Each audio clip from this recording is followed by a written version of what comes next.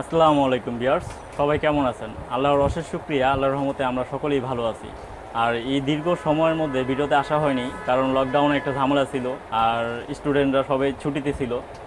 আর এখন দোকানপাট খুলছে, কিন্তু সকাল 10টা থেকে 4টা পর্যন্ত কাজ করতে হয়, কাজের অনেক চাপ থাকে, যার কারণে আপনাদের নিয়মিত ভিডিওগুলো দিতে পারছি না। হয়তো বা ভিডিও করতে পারি, কিন্তু এডিট করে একটা আপলোড করার সময় হয় না, এই জন্য দুঃখিত।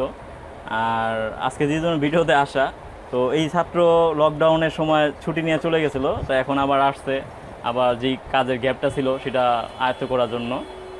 আর একটা জিনিস নিয়ে আসছে, সেটা কি?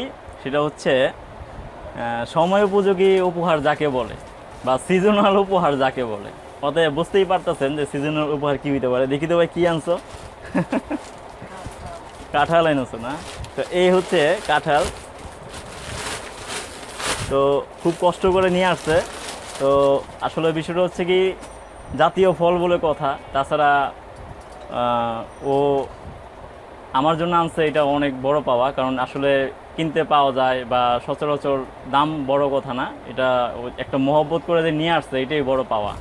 তো যাই হোক, যে জন্য ভিডিওতে আসলাম, তো এখন থেকে ইনশাল্লাহ যারা অলরেডি রানিং বেসে ছিলেন তারা আশা করি খুব দ্রুত জয়েন করে ফেলবেন। আর যারা নতুন ভর্তি হতে ইচ্ছুক, ইনশাল্লাহ 1 তারিখ থেকে নতুন বেসগুলো নেওয়ার চেষ্টা করব। তো ইনশাল্লাহ এখন থেকে আমরা যথারীতিভাবে ভিডিও দেওয়ার চেষ্টা করব।